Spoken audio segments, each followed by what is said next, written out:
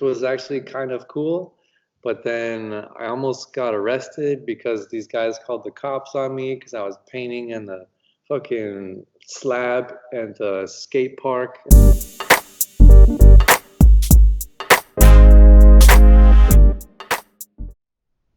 I think it's recording, right? Yeah. Yeah.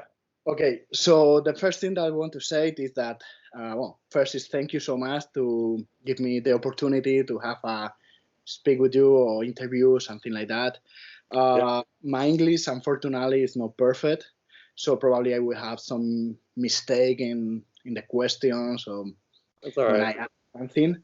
The other thing that I want to tell you is that is you can speak slowly because yes, maybe I don't understand perfectly.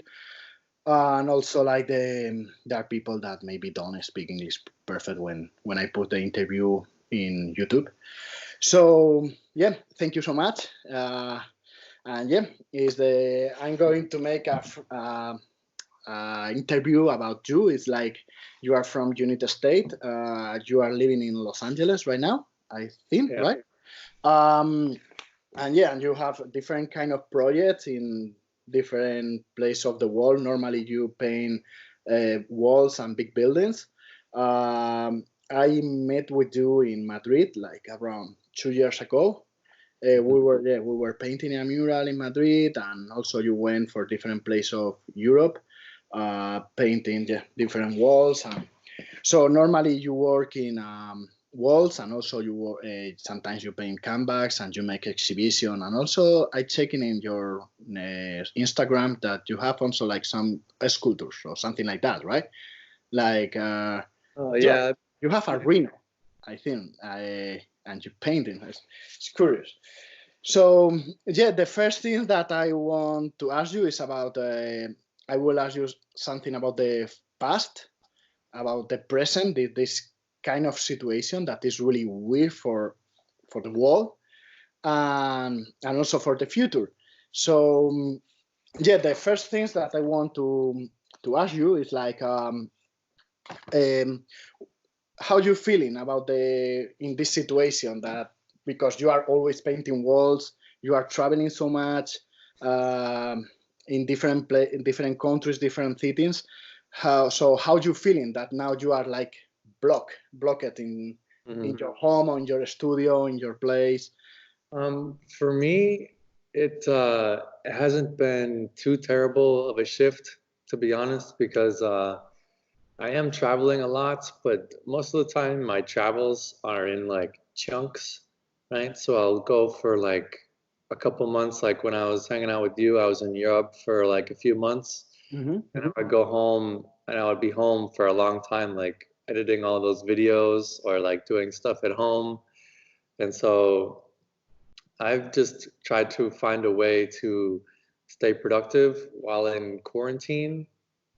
And I've also been getting into more like digital illustrations and stuff like that. And I've been like directly working with my audience on YouTube so they can like select things for me to draw for them. And it's also like a commission based. So I'm being able to stay productive and continue to connect with my audience and also continue to make money.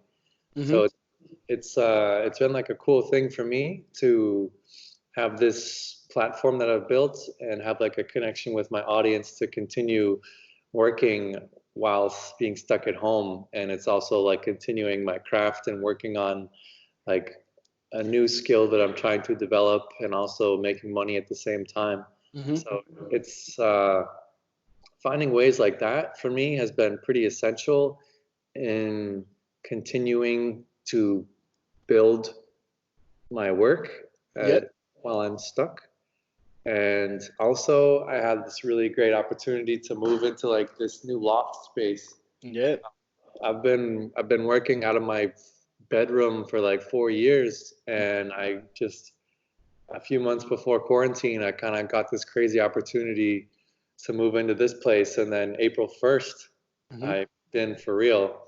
And it's like this huge space where I'm sharing with a friend of mine, and we can work and just be out here grinding away.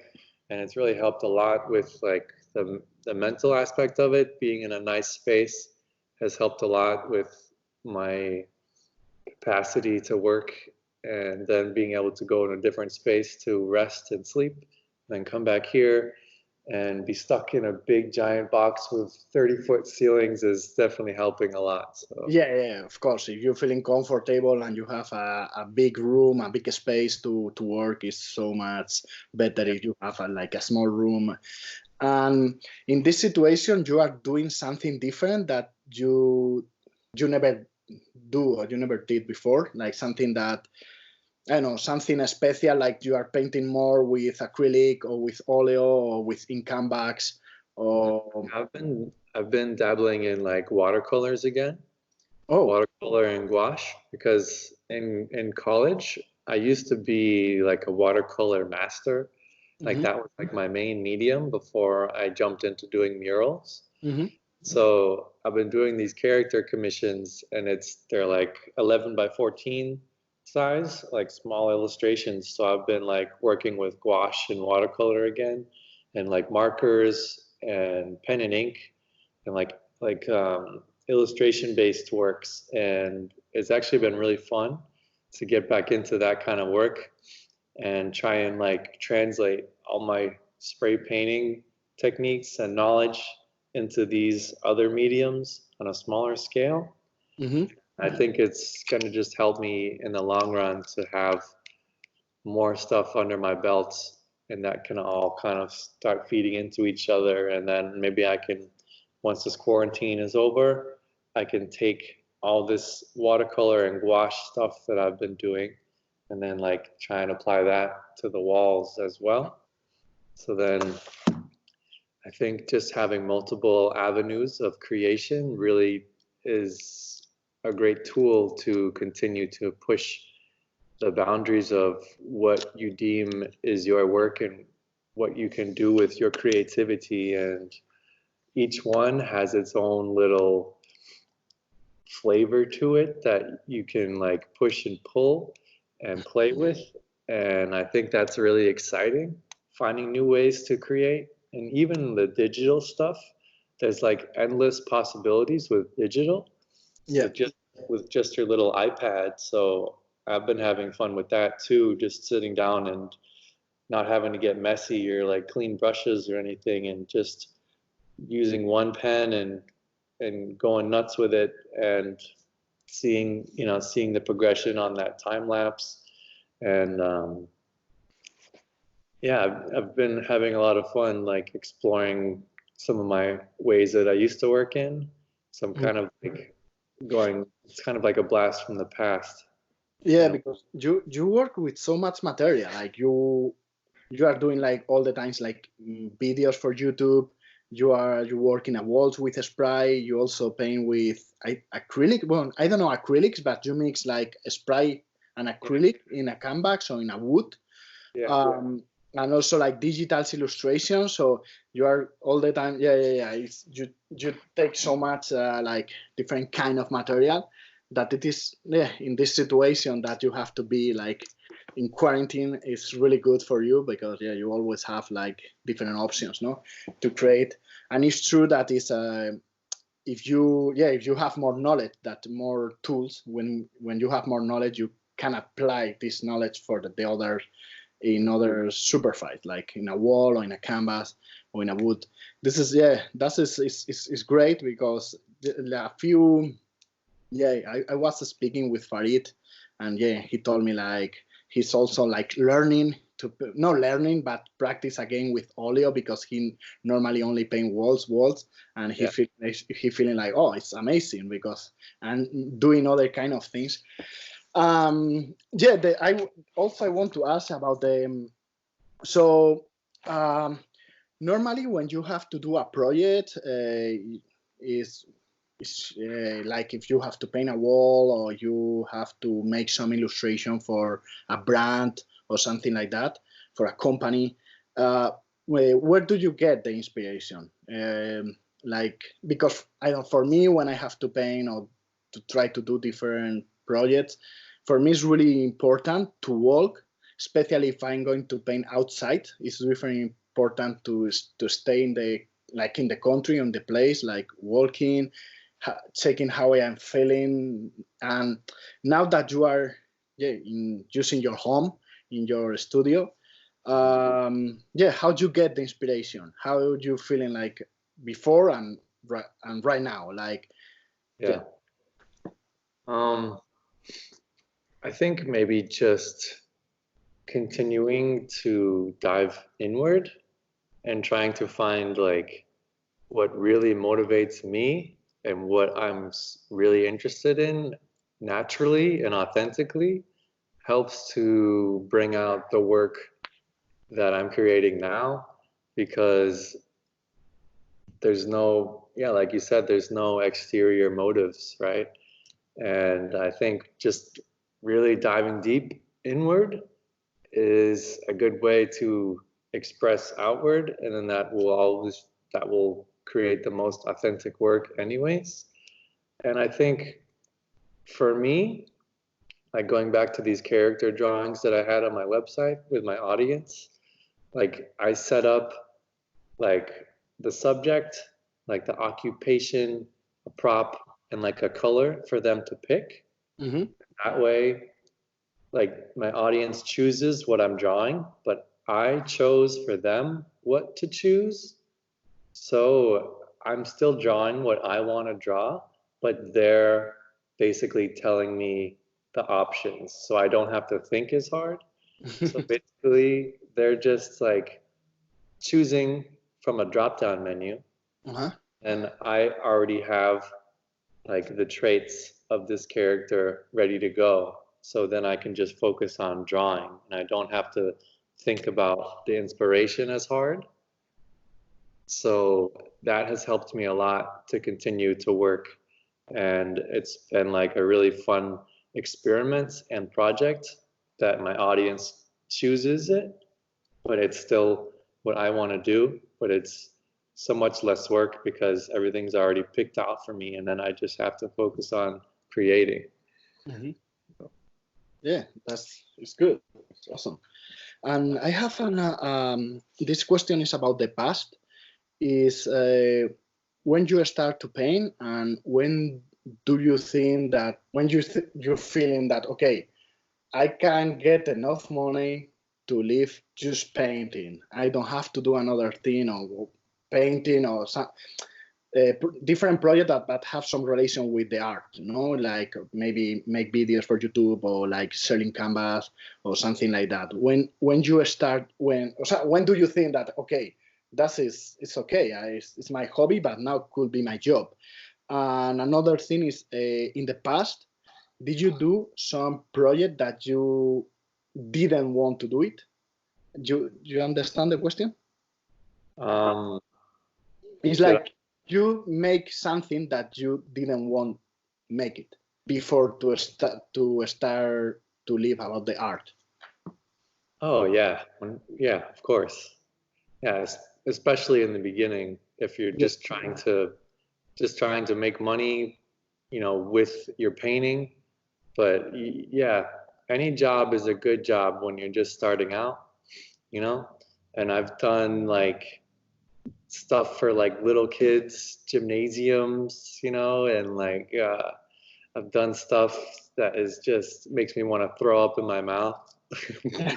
But I still do it anyways because you need to make some money, and I'd rather be doing that than washing dishes.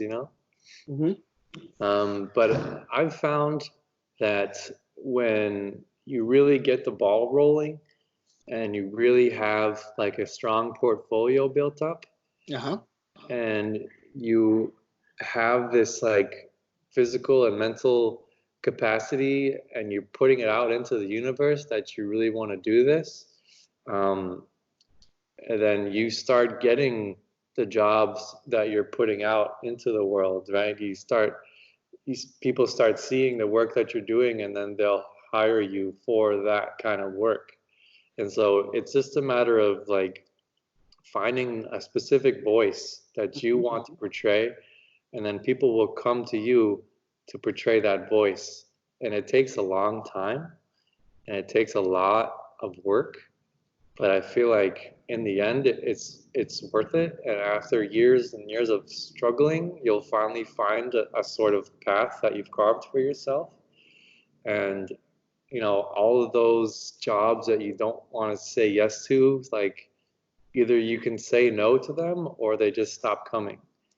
Um, and I feel like that's the sweet spot. Yeah. And yeah, and Was that when your question? yeah.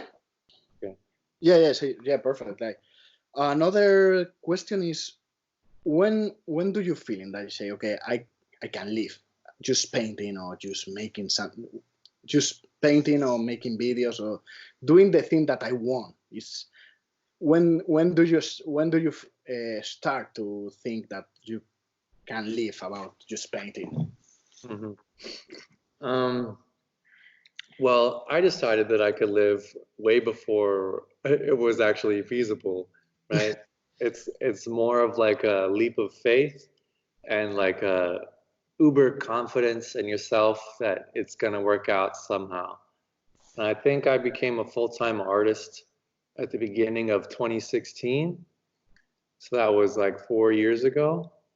And I quit my job washing dishes and I had a cheap apartment and I decided that, I'm going to give this a shot. I had a bunch of money saved up and I slowly started getting some commissions and I just continued posting videos on YouTube and continued to do my own hustle and not waiting for jobs to come to me, but just continuing to make my own work and like make my own opportunities that could potentially lead to jobs, right? So just constantly staying actively busy and actively working, even if you're not getting paid for it, is pretty essential.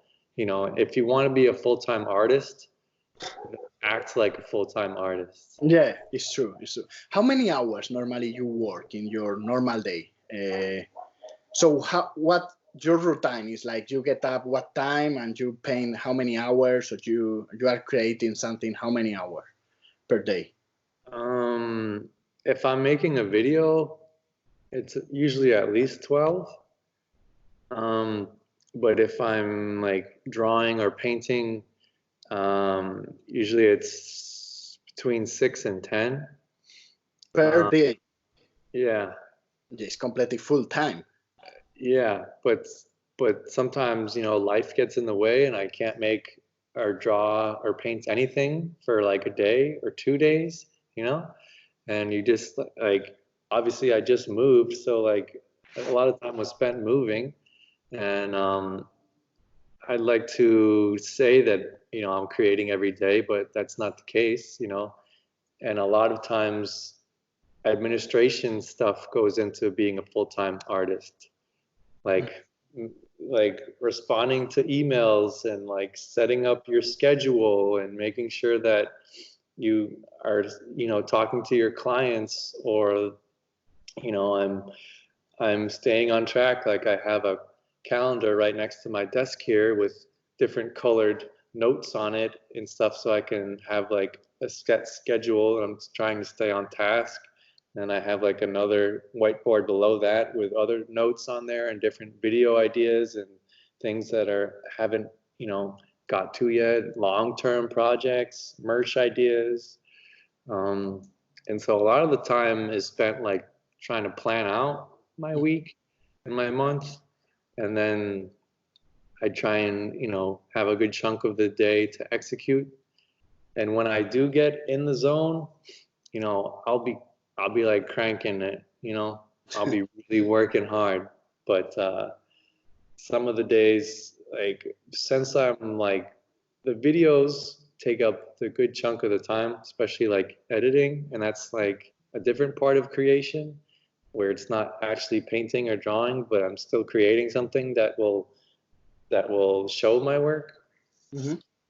But usually the videos take a good chunk of energy out of me, and the next day I'm feeling a bit drained, so I might like take a day off, you know. Um, but sometimes if I'm working on a heavy video, I'll be working nonstop for like a week straight, and I'll sleep like I'll like set a timer for 6 hours, sleep for 6 hours, and then get up, have breakfast, and then try and keep going. So Yeah, so you work so much. You are working so much. Yeah, yeah, something that I was really like, I was surprised, like freaking out when we were painting, is that you were in Madrid, but you didn't have time to visit museums or something like that. That is when I travel to paint or when I travel for different cities, for me it's really, really important, like to spend time in, like just to spend time and I don't know, maybe have a coffee or beer or something like that. But I remember that we were painting like 2 days, incredible warm, super, super hot days. And yeah, after when we finished, you came to my studio and you also was drawing and drawing and drawing. And the next day you go to Barcelona, you went to Barcelona to make another mural and another mural. So I was like, whoa, this guy is working like 24 hours. It's no, he's only sleeping and working. Um, I did go see a couple museums at Madrid though. I oh, saw I saw the cathedral. yep. I saw like the weapon room, like in the corner in the basement with like all the swords and the armor and stuff. Hmm. I do like that was actually a big influence for the mural that I made. Hmm. It's like all the armor that I saw. So I mean, I do try and like have some time to like set out to explore. I do think that's still important. Yeah. I am a workaholic, but at the same time, I do like to experience the culture and see what's around to try and get some influence. Yeah. I'm Yeah. not a crazy person. No, but in general, you work so much. It's like, it's, Yeah, I remember that we were painting like more than 12 hours, starting really early in the morning and we finished late. And the next day, same. So same. And was the weather was super horrible. But yeah, yeah, it was so amazing. hot. It was amazing.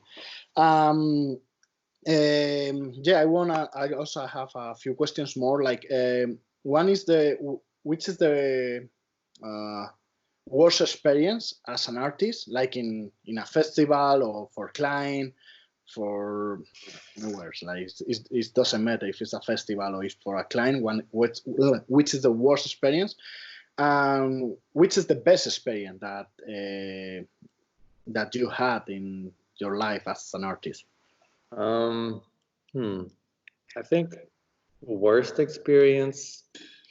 It might have been in Peru when I was still kind of a newbie at traveling, and I had done my whole South America trip, and then I kind of went back 6 months later to do a different part of South America, like a different part of Colombia, and then I went to Peru because like I had a guy invite me to his house, this big art house in the middle of Lima, and this house was like super old, like 100 years old. It was like falling apart. It was in the middle of Lima.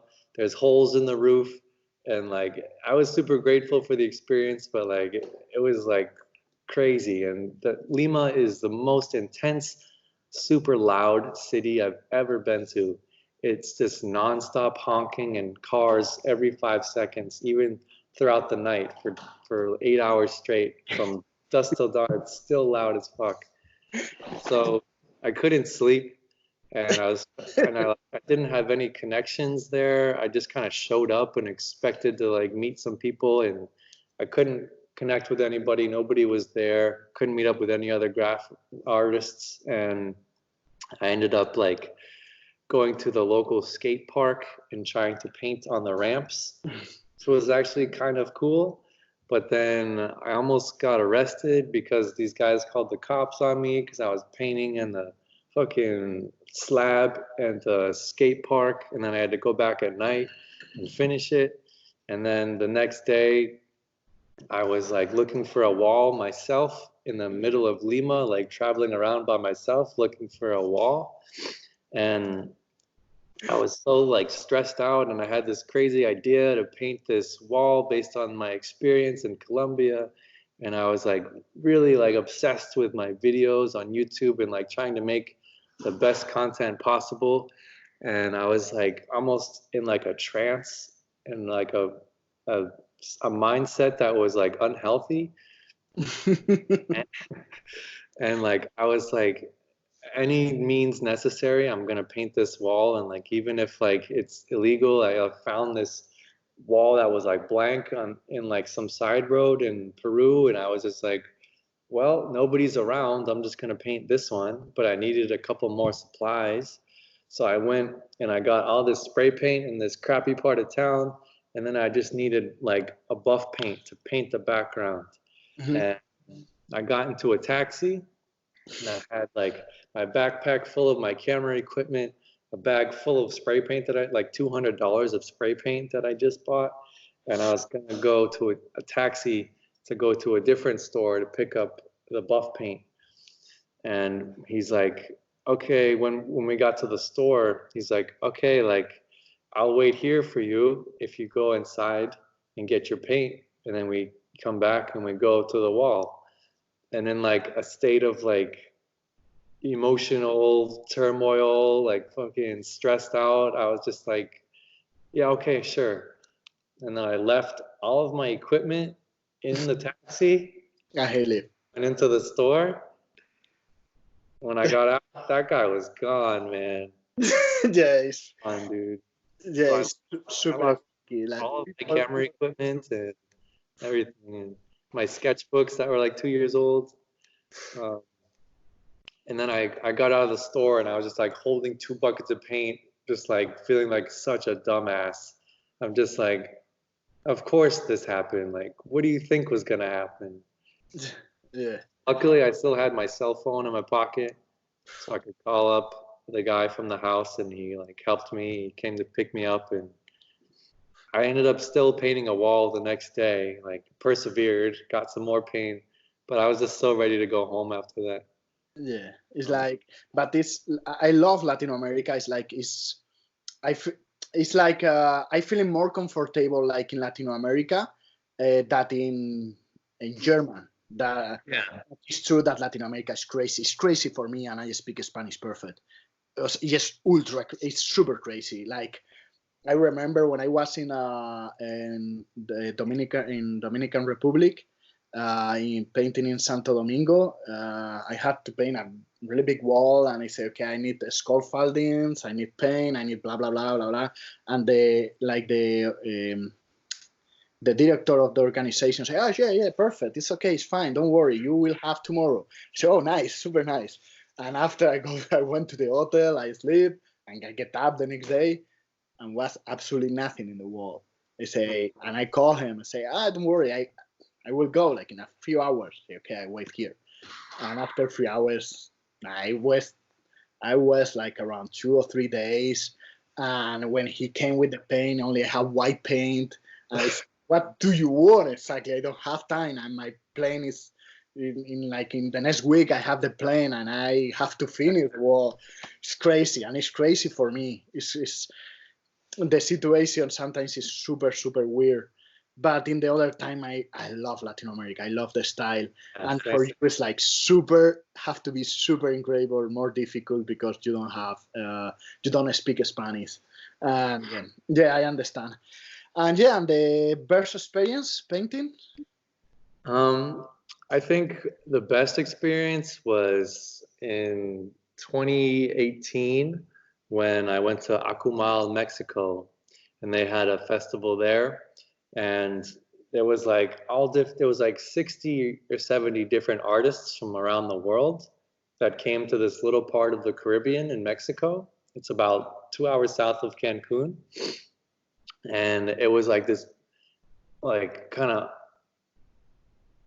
sort of touristy spot that was like just kind of beginning to flourish a little bit in Mexico. It used to be this really tiny little fishing village basically, and they have like the little pueblo here, and then they have a bridge connecting to the playa, and like on the beach there's just rows and rows and rows of these giant multi-million-dollar mansions right on the beach, and the owners of those mansions let the artists like stay in the mansions for free while we were painting at the festival.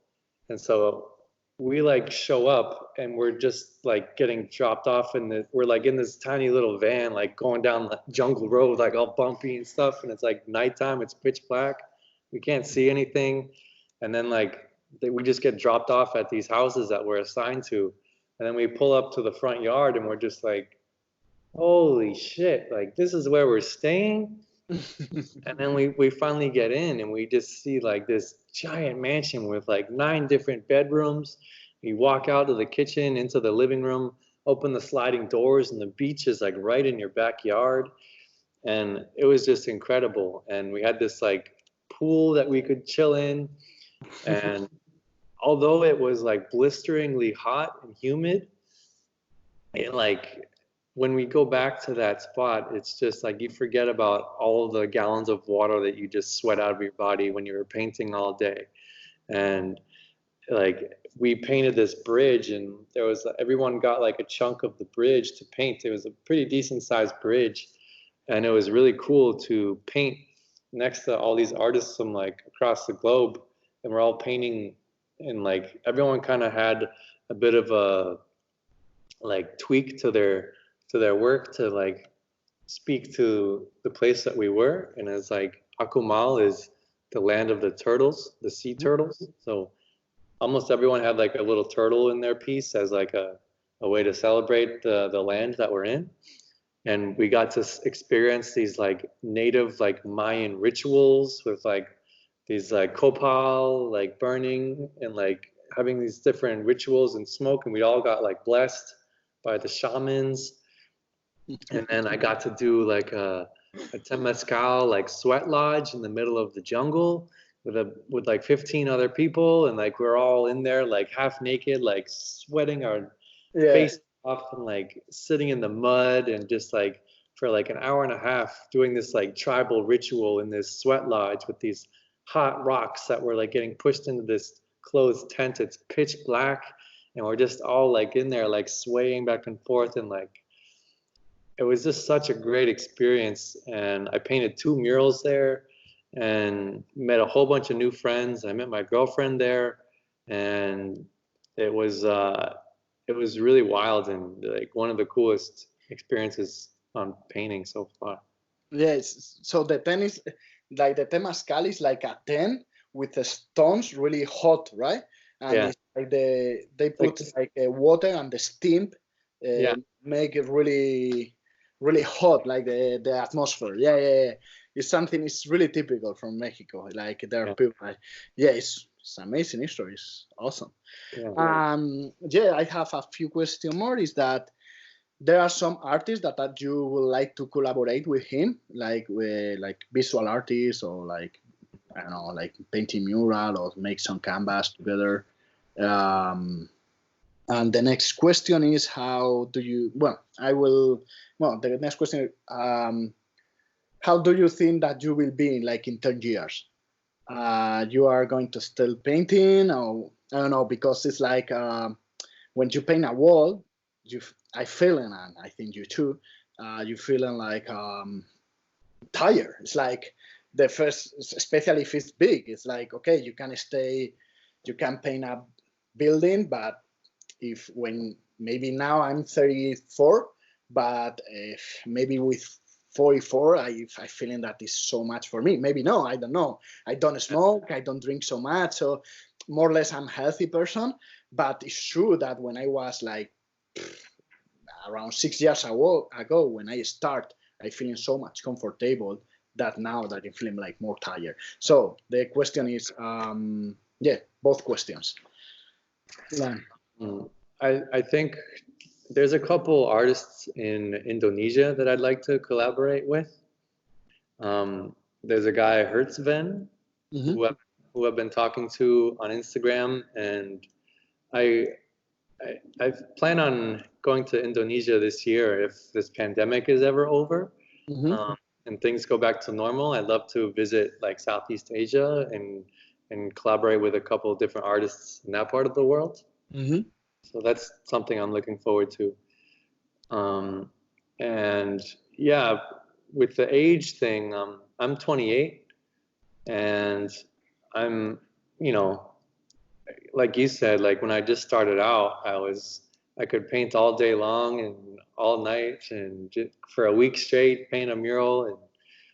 But yeah, it's definitely like as you get older, you start to feel like the aches and pains of painting murals. And I think, I'm a pretty athletic guy naturally.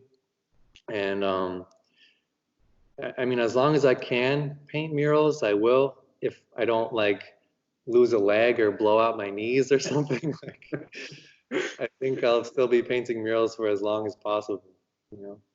Yeah. So the idea about you is to painting, if you can do it, and of course if you are like in the ball and you can continue or get money with the art, you are working always as an artist. And the other question is, if you have to choose another profession that is not an artist, which profession you will choose? I think in my case I will choose like cook. I love to cook. I don't know why. You have to. I'm not really good cook, but I love it.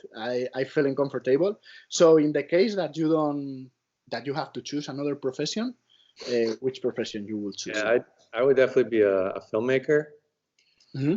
Because I'm already kind of a filmmaker, and I've made like a short film with my robot, and that was just like super fun for me, and it was like really fulfilling. And like when I first started, I had to kind of choose between art and filmmaking, and I ultimately chose art.